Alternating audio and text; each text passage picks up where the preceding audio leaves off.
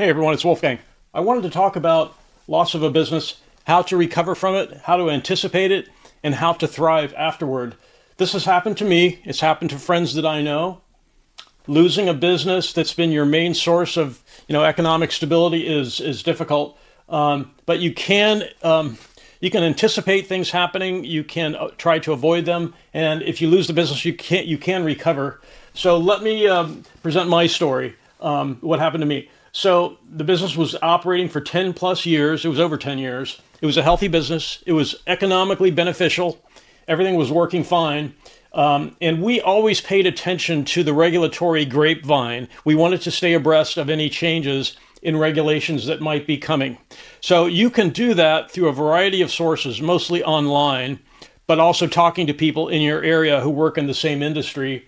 If you look up your industry and you look up new regulations online, you can stay in touch with what is being considered at the local level in the government and at the state level in the government. So at the local level, the municipal code is the set of laws that dictate how things are supposed to operate inside the city limits. That's the municipal code. So if you search municipal code, new changes, and then type in the year, you can try to figure out if new things are intended for your business. You can do the same at the state.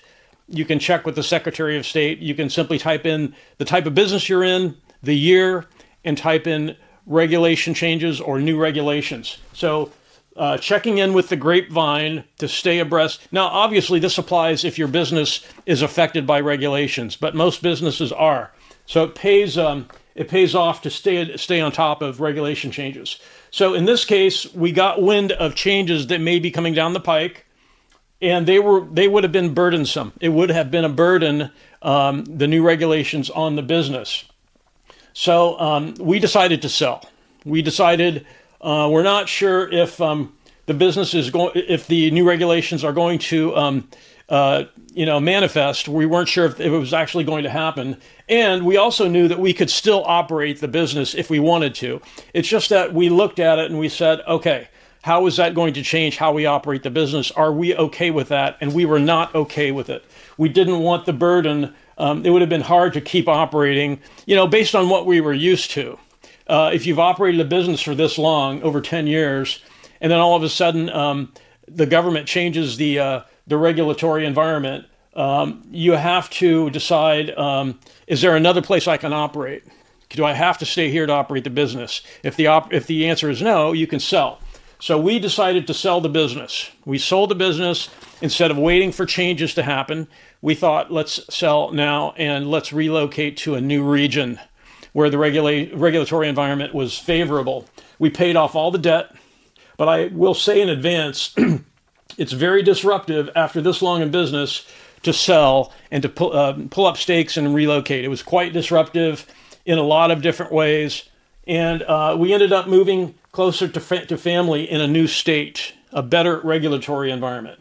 So one of the things we discovered, unfortunately, is that even if there's great, strong customer demand, government can ruin businesses.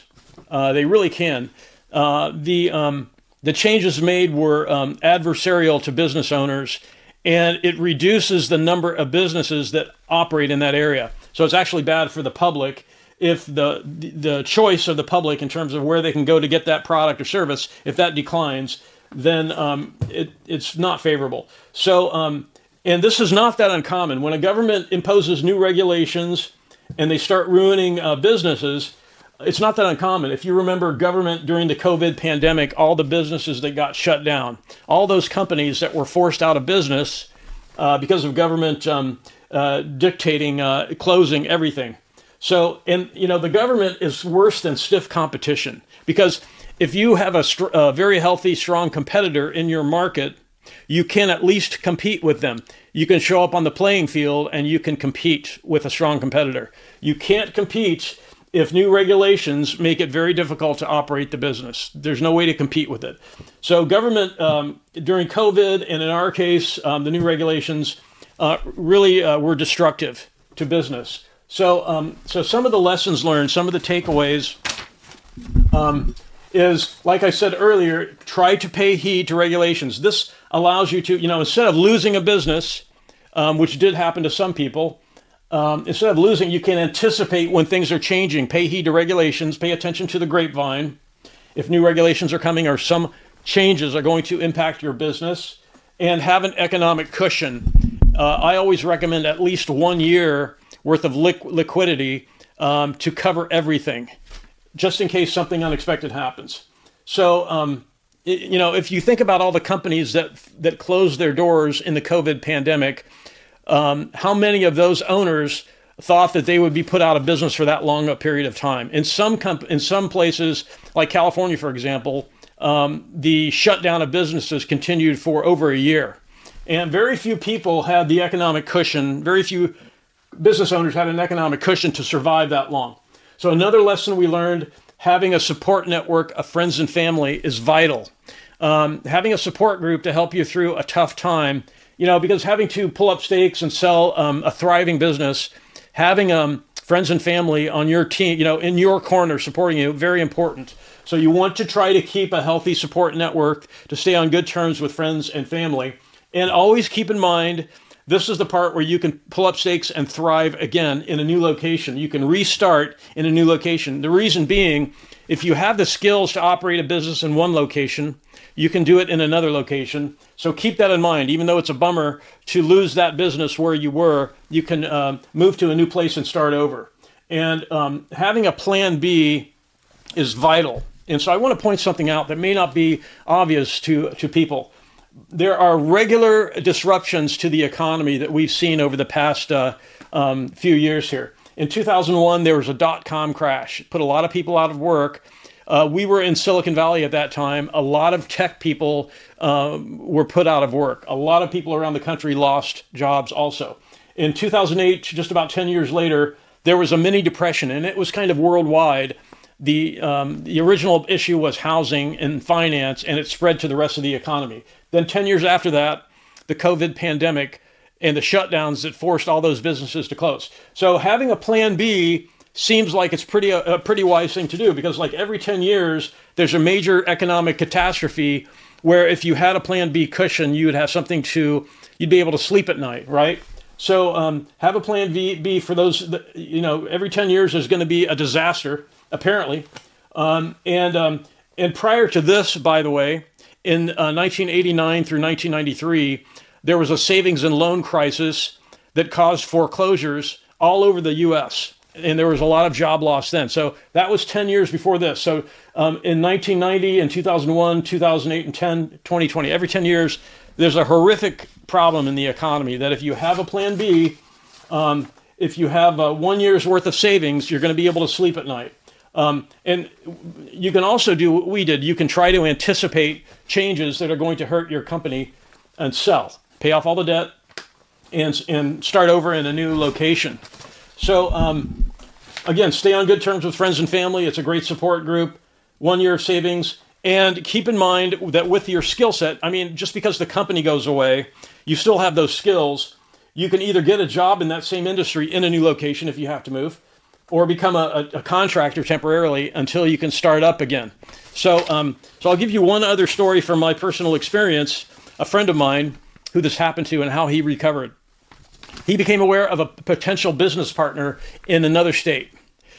He found out about this person through a mutual friend. He had a friend who knew a person operating in his industry in another state looking for a business partner. So my friend pulled up stakes and relocated to a new place and went into business with his partner. The partner kept majority control, and after 1 year, my friend had gone unpaid for about 6 months. The business partner he teamed up with refused to show them the accounting books and what the business was earning, and was not paying him. So my friend ended up suing the business partner, filed a lawsuit, and he actually won the case and won a lot of money. But he had to move back. And this is, again, this falls under the category of having a great support group. My friend moved back and got a lot of support from friends and family after that happened to him. He was in this other state for a year, didn't work out, moved back, and he had a support group to help him limp back into a good economic situation. He had gone without pay for 6 months. So he was not in good shape economically. Didn't really have much of a plan B. He did not have a year's worth of savings. But his family and friends helped him recover. He won that lawsuit, and he relaunched his business with the proceeds of the winnings from the lawsuit. So just some things. I guess the most important thing, the takeaway is check the grapevine. If your company or your industry is subject to regulations, try to stay on top. Check the grapevine on a regular basis to see if there are changes coming to your industry. And if they are, you can plan in advance. I mean, in our case, we sold the business. We did quite well from the sale, economically. We paid off all the debt, did not affect our credit, didn't affect our reputation. We sold the business fair and square. And so you can do that. If you're paying attention to the grapevine, you can learn in advance about things that can happen. And it's pretty easy to check because everything's online now. So if you have any questions about this, I've got some experience in this area. You can recover from loss of a business, but it's super important to focus on having a healthy relations with friends and family, just in case you need some support from someone if something like this happens, if you lose a business. So I hope this helped. If you have any questions, please post in the comments. I'll try to answer them. I really want to thank everyone for watching. Have a great day.